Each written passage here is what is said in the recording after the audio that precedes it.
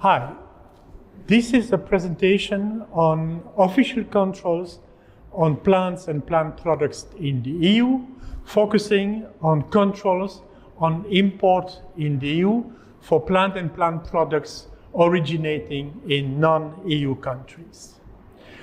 What is the applicable legislation? Well, of course, firstly, Regulation 178 of 2002, the General Food Law. Second, the food safety legislation. Thirdly, the legislation on the plant health. And finally, the legislation on official controls, hygiene rules, and the import regime, on which I will concentrate in this presentation. Who is controlling?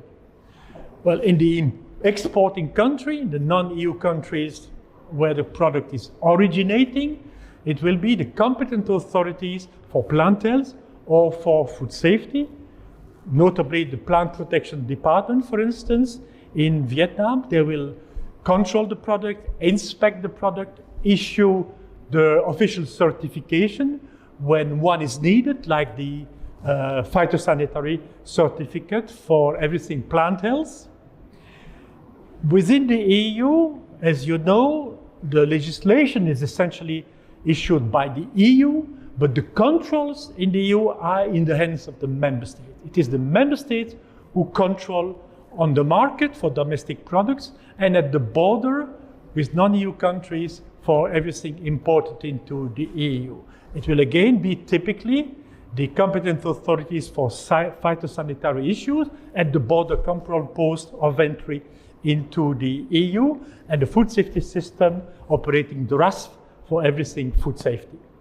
Finally, the European Commission is not controlling products, that is the member state, but the Commission is controlling that the member state within the EU and non-EU countries outside of the EU are complying with the control legislation of the EU, typically through audits that they will conduct either in the EU or in non-EU countries to check the implementation, the coherent and consequent implementation of EU food controls. The EU entry requirements, or the import requirements, if you prefer, can be divided in two parts. First, the conditions for entry, the condition which must be met by products before they are dispatched from the country of origin. This is essentially the plant health legislation and the food safety legislation, and then the controls at entry, at import, which is conditions which must be met at the moment of importing, and this is essentially what I will describe in my presentation. If you compare with products of animal origin and the type of controls which are applied, you can see that there is a very important difference. For products of animal origin, meat, dairy products, fish, honey, and so on, countries must be authorized to export to the EU. So a country may only import the products for which it is authorized. For plant products, there is no such authorization for countries. Any country in the world can export plant and plant products to the EU. And also, when a product is authorized for animal products, you need a licensed establishment. Only the establishment listed by the competent authority of the exporting country can export. Again, no such requirement for plant and plant products. Any country can export, and any business operator in that country can export plant and plant products to the EU. This is why we have an open system, so no prior authorization for countries and for establishment when it comes to plant and plant products. But plant products, like animal products, need most of the time an official certificate, a health certificate. Typically for plant health, a phytosanitary certificate is almost always required. There are exemptions, which Alejandro has mentioned, bananas, durian, dates, and so on, 5 fruits. Otherwise, you always need a health certificate for plant health reasons. For food safety, no health certificate needed in principle, but we will see in the second part of this presentation that sometimes For very specific products from specific countries, a health certificate may be required. I will come back to that. Finally, for plant products, because they need a health certificate, this will be checked at import at the border control post. So you cannot arrive in the EU through any port of entry. You need to use a border control post. To that respect, plant and plant products are similar to animal products in the sense that most of the time you need a certificate official, most of the time you need to pass through a border control post. This is not the case for other products, other food products, biscuit, wine and the like. They don't need a certificate, official certificate. They don't need to pass through a border control post. So this is the specificity of plant products, no authorization, phytocertificate at border control post for most of the products. If you compare now the plant health requirements and the food safety requirements, as I just explained, for plant health you have almost always a phytosanitary certificate. Food safety is only the exception, very few cases which I will describe. Plant products, for reasons of plant health, need to pass or have to pass through traces when they arrive in the EU.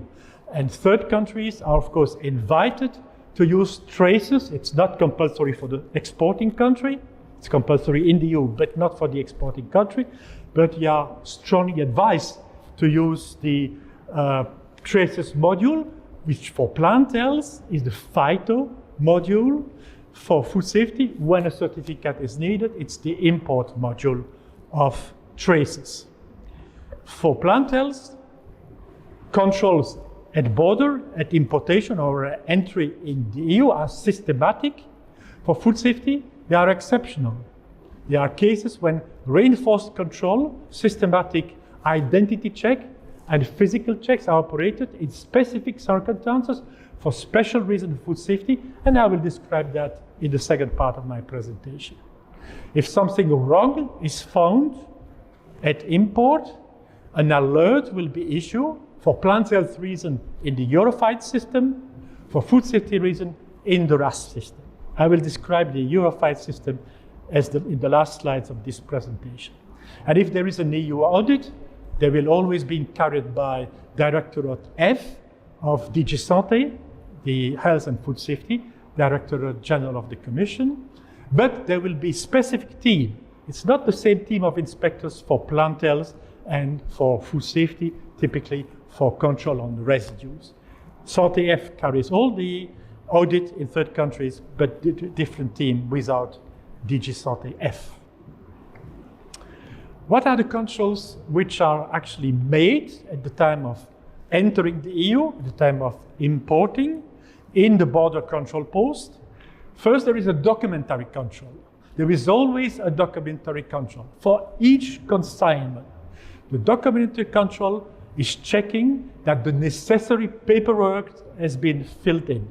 Typically, the phytosanitary certificate for plant health reason, but it may be other documents, bill of lading, invoices and the like.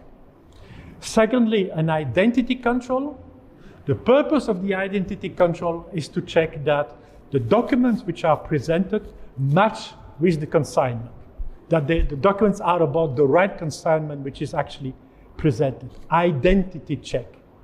And finally, the physical control. This is typically taking a sample of the product, sending it to a lab to check for presence of pesticide residues, of contaminants, of microbiological contamination, or for plant health inspection, physical inspection of the products, looking typically for the presence of harmful organisms. As I have explained already, the physical controls are systematic for plant health reason. They are random for food safety. Importing authorities can always control, and they will control typically 1% of consignment, unless there is an increased control, in which case the number of control will be laid down in the legislation. And this is what I'm going to explain now for the rest of this presentation. The temporary increased controls are laid down in Annex 1 of Regulation 2019-1793. The increased control will occur for either of two reasons, either because of a known or emergency risk. Typically, this would be a high number of RASFF alerts on a specific product and a specific problem.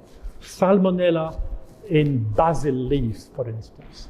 If there is a high number of RASFF alerts, the Commission, with the Member States, may decide to increase the number of border control post controls. The second reason is if there is evidence of a widespread and serious non-compliance. For instance, there's been an audit in the non-EU country looking for how pesticide legislation is implemented or pesticides are controlled by way of their residues, and the report is pointing at some deficiency. In that case also, this may prompt the Commission and the Member States to lay down increased controls. The temporary increased are laid down in the Annex 1 of the regulation which I mentioned. They concern the identity checks and the physical checks. 1 out of 2 consignments of coriander leaves anywhere in the EU will be controlled, and it will be the tracer system, which is compulsory in the EU, which will decide when a consignment needs to be checked or not. And there are other products which are subject to these increased controls: mint, parsley, okra, peppers, for instance. And always 50% increase. Secondly, the EU may take emergency measures for a specific risk again, and this is for mycotoxins, in particular aflatoxins, in groundnuts, for instance, or pistachios, pesticide residues, typically in vegetables and fruits, pentachlorophenol or dioxin, and finally salmonella. You do find a lot of salmonella in herbs, basil, coriander, and so on. A lot of salmonella. People associate salmonella with animal product, but there's also a lot of salmonella in vegetables, less in fruits. This is Annex 2 of the regulation, the same regulation, 2019-1793. What happens with the products once they are past the border control post? Well, if everything went well, the control is negative. In that case, they can be placed in the market in the country where they have been imported, or any other country in the EU. They are, as we say, in free circulation within the EU. They don't need to make other controls to go into another country within the EU. They can be used also for industrial purpose, or they can be re-exported to a third country.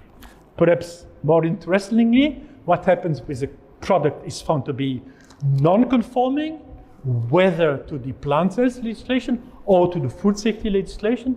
In that case, they will be either destroyed at the border control post, or they can be, under certain condition, redispatched to the country of origin.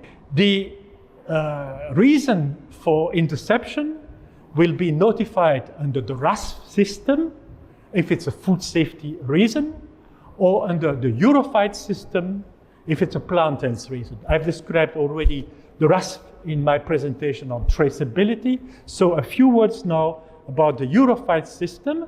So it's an online management system operated by the European Commission to record and analyze all interceptions for plant health reason, whether within the EU or when importing from a non-EU country.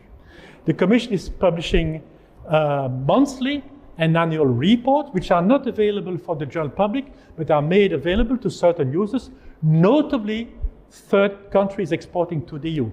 Because it's a database, it's also interesting to look at the statistics, for instance, for a year. This is the last year for which these statistics are available, 2018. And you see that products most concerned are fruit and vegetables.